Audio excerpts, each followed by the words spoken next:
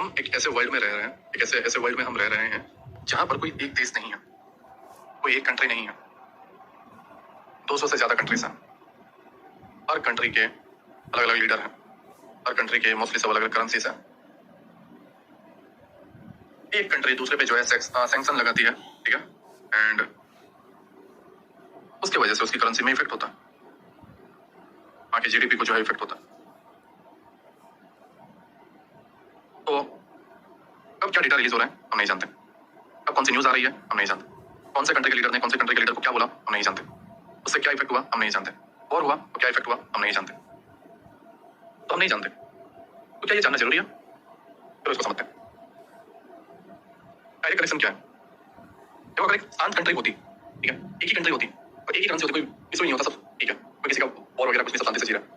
लेकिन यहाँ पर इशू है, अलग अलग कंट्रीज, अलग अलग जगह, साथ ही साथ अलग अलग न्यूज और अलग अलग डेटा जो है निकल के आते हैं। अब अगर आप इसको ध्यान से देखोगे तो आप सभी फॉरेक्स में किसी ना किसी के थ्रू आए हो, डायरेक्ट नहीं आए हो, किसी मेंटर के थ्रू आए होंगे, किसी यूट्यूबर के थ्रू आए होंगे, आप फॉरेक्स में आए। इससे पहले जब आप इंडियन मार्केट में थे तो आपके दोस्त के कहने पे या किसी के कहने पे आप आए होंगे, या कोई रील वीडियो देखा होगा तो आप आए होंगे। अब जब इंडियन मार्केट में आप स्टॉक में ट्रेड करते हो तो आप क्या देखते हो कि स्टॉक का परफॉर्मेंस क्या है, उसकी कंपनी कितना प्रॉफिट कर रही है, लास्ट फाइनेंशियल ईयर में या उसके पिछले फाइनेंशियल ईयर में क्या प्रॉफिट या लॉस किया था, कंपनी को बड़े ऑर्डर्स मिल रहे हैं या नहीं मिल रहे हैं, गवर्नमेंट की तरफ से क्या सपोर्ट है, सारे डेटा आप देखते हो। और उसके बाद जो है आप उसका फ्यूचर देखते हो और आप देखते हो कि ये भविष्य में जो है बहुत आगे जाएगा और इसमें आप इन्वेस्ट करते हो। ये स्टॉक का आप बेसिक सा इतना फंडा है, लेकिन हाँ उसके अंदर भी आप फंडामेंटल एनालिसिस देखते हो। अब आते हैं हम निफ्टी बैंक। निफ्टी की टॉप 50 कंट्रीज, इंडिया की जो है टॉप 50 कंट्रीज आती है, उसकी वजह से निफ्टी के अंदर जो है मोमेंट होता है। बैंक में 12 बैंक्स आती हैं, ठीक है, ये मैं वो डेटा के हिसाब से बोल रहा हूँ, आई थिंक 2022-21 के आसपास, जहाँ तक मैं इंडियन मार्केट में ट्रेड करता। तो उसके बाद मैंने उसमें नहीं देखा, तो उसका ज्यादा मुझे नहीं आइडिया, बट हाँ इतना है, ठीक है। तो उसके अकॉर्डिंग निफ्टी बैंक का जो है मूव आता है। अब सडनली तुम आ जाते हो फॉरेक्स मार्केट में। फॉरेक्स मार्केट में जब तुम आते हो तो ये किसी एक देश का मार्केट नहीं है, हर कंट्री के लोग यहाँ पे ट्रेड कर रहे हैं, अलग अलग कंट्री में लोग बैठ कर ट्रेड कर रहे हैं। जैसे कि गोल्ड में आप ट्रेड कर रहे हो, आप नहीं ट्रेड करो, अफ्रीका से बैठ के कोई ट्रेड कर रहा है, दुबई से कोई बैठ के ट्रेड कर रहा है, कोई बांग्लादेश से बैठ के ट्रेड कर रहा है, ठीक है। फॉरेक्स चलो चाइना में बंद है, लेकिन हांगकांग से जो है लोग ट्रेड कर रहे हैं, ताइवान से लोग ट्रेड कर रहे हैं। तो अलग अलग कंट्रीज से जो है लोग ट्रेड कर रहे हैं नाउ। तो इसमें गलत क्या है? स्केल अभी भी कोई गलत नहीं है। अब गोल्ड जो है उसका एक ऐसी करेंसी जो वर्ल्ड की पावरफुल कंट्री है, उसके सामने क्या रिएक्शन है ये जानना जरूरी है, जो कि हम नहीं जानते, जो कि है अमेरिका और उसकी करेंसी है डॉलर। अब पावरफुल कंट्री पूरे वर्ल्ड में जो है वो हमारी अमेरिका है। जैसा मैंने बताया कि पहले अपना देश ऐसा नहीं है कि एकदम शांत है और कोई एक ही कंट्री, ऐसा नहीं है। ये वर्ल्ड में जो है अलग अलग कंट्रीज हैं, जिसके अंदर एक पावरफुल कंट्री है अमेरिका और उसकी एक करेंसी है डॉलर, और उसी की वजह से जो है उसकी वैल्यू है। अब वो नहीं चाहते कि डॉलर की वैल्यू ज्यादा गिरे, या लोग जो है दूसरी कंट्रीज से जो है डॉलर के अंदर ट्रेड करना बंद कर दें, वो नहीं चाहते, ठीक है। तो वो ये चाहते हैं कि डॉलर की वैल्यू बनी रहे, ताकि सारी कंट्रीज जो भी ट्रेड डील करें वो डॉलर पे करें। अब काफी कंट्रीज नहीं करती, जिस पे अलग अलग तरीके के सैंक्शंस लगते हैं। उसकी वजह से होता क्या है, मार्केट में जो है बड़ा मूवमेंट आता है, हलचल होती है। दूसरा, टैरिफ, कौन सी कंट्री पे कितना टैरिफ लगा रही है, तो ये भी एक इशू है। डॉलर की अपनी वैल्यू बनाए रखनी है, वो भी एक इशू है।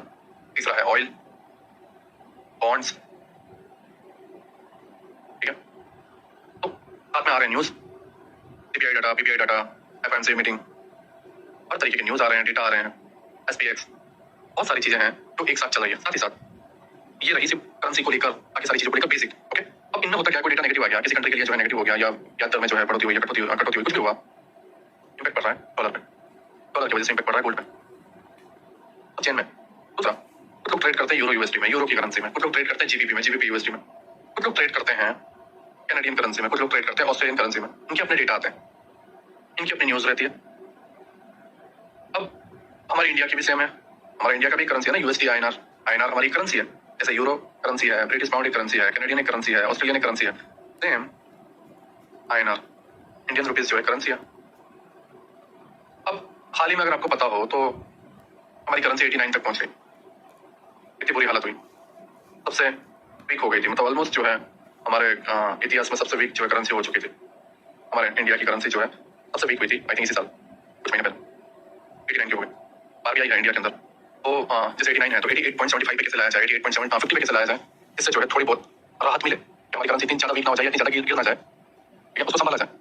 तो उसके लिए आरबीआई ने डिसीजन लिया और उसकी वजह से जो है 25 पैसे या 30 पैसे आई थिंक 50 पैसे जो है थोड़ी रिकवरी आई होगी। मतलब सडनली आता 1% मूव, बायस चेंज।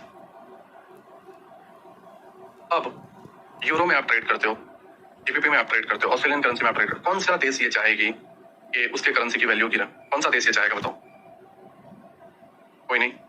तो ये समझ में नहीं आता कि जब आरबीआई हमारे कंट्री के लिए, हमारे आईएनआर की वैल्यू के लिए जो है ये डिसीजन ले सकती है, तो दूसरे कंट्री में क्यों नहीं? वो भी अपनी करेंसी की वैल्यू बनाए रखने के लिए वो डिसीजन लेते हैं। अब मुझे ये बताओ, तुम में से जो भी यूरो में ट्रेड करते हो या जीबीपी में ट्रेड करते हो, इतनों ने जो है इसको जानने की कोशिश,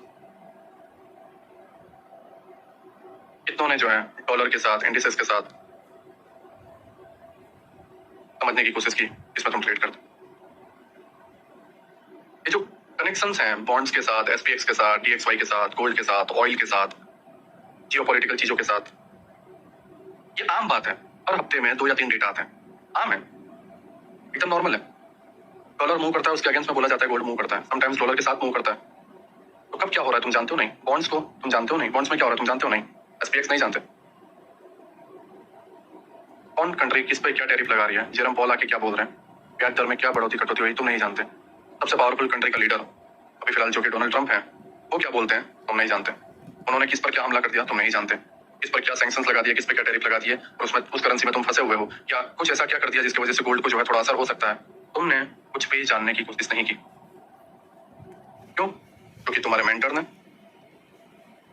तुम्हारे फेवरेट यूट्यूबर ने, या ये सारी चीजों ने जो है समझने की कोशिश नहीं की, ना समझाने की तुम्हें कोशिश की। मैं भी उनका ये सब मानना हो, मैं किसी को गलत नहीं बोल रहा, मैं भी उनका ये मानना हो कि ये तो सारी बेसिक चीजें, इसको क्या सिखाना हो सकता है। और सही मायने में देखा जाए तो हाँ, ये एकदम बेसिक है, एकदम बेसिक है। किसी भी चीज के अंदर आने से पहले ये समझना कि वो चीज है क्या, ये सबसे बेसिक है। ये आम इंसान, छोटा बच्चा भी ये समझता है, डायरेक्ट से कोई कूदता नहीं है। बट हम कई बार लालच में आके या नादानी में आके ये कर बैठते हैं, और मैं भी आप लोगों ने करके बैठा हो।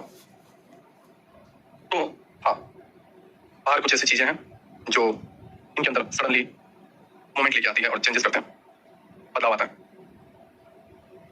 सडनली एक बदलाव, सडनली बड़ी बाइंग, सडनली सेलिंग, 2 या 3 दिन के लिए बाइंग, 2 या 3 दिन के लिए सेलिंग। क्यों? क्योंकि न्यूज आती है। वही जैसे यहाँ पर देखोगे मई 23 को कैनेडियन करेंसी में न्यूज थी, तो कैनेडियन करेंसी के लिए हाई इंपैक्ट न्यूज थी।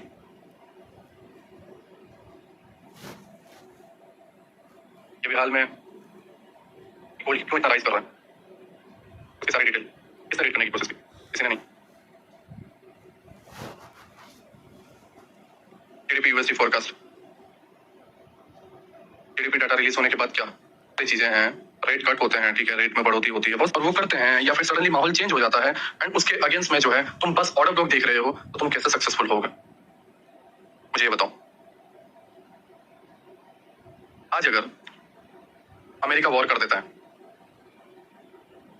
किसी भी कंट्री के साथ, मान लो रशिया के साथ कर देता है, वॉर में उतर गया, और आप एक ऑर्डर ब्लॉक लगा के बैठे हुए हो, लेकिन वॉर की वजह से आपके अगेंस्ट में प्राइस जाना चाहता है, अच्छा बच्चा ये जानता है, लेकिन आपने टीवी चालू नहीं की, आपने कोई न्यूज का नोटिफिकेशन ऑन नहीं रखा, और आप बैठे हुए हो ऑर्डर ब्लॉक के भरोसे। अब आप बोलोगे कैसी बात करते हो नीलेश भाई, इतना तो पता ही होगा, कोई कंट्री किसी के साथ वॉर में कूद गई तो थोड़ा तो समझ में आता है। हाँ, समझ में आता है, लेकिन यही जो सिचुएशन है ये तुम्हारे साथ एवरी डे रहती है। जब पीपीआई डाटा आता है, जब सीपीआई डाटा आता है, रेट हाई होते हैं, रेट कट होते हैं, बॉन्ड्स में जब इफेक्ट होता है, या फिर कुछ भी होता है, कोई भी न्यूज, या जेरम पॉल ने कुछ बोल दिया, ट्रम्प की स्पीक हुई, कुछ भी होता है, तब तुम समझने के लिए रेडी नहीं रहते हो। तुम्हें डिटेल पता चलती है 7 दिन के बाद, 8 दिन के बाद, वो भी तुम जानने की कोशिश करोगे। तो क्योंकि तुम्हारे आसपास कोई इतना पढ़ा लिखा नहीं है जो इतनी ज्ञान भरी बातें जो है बोले।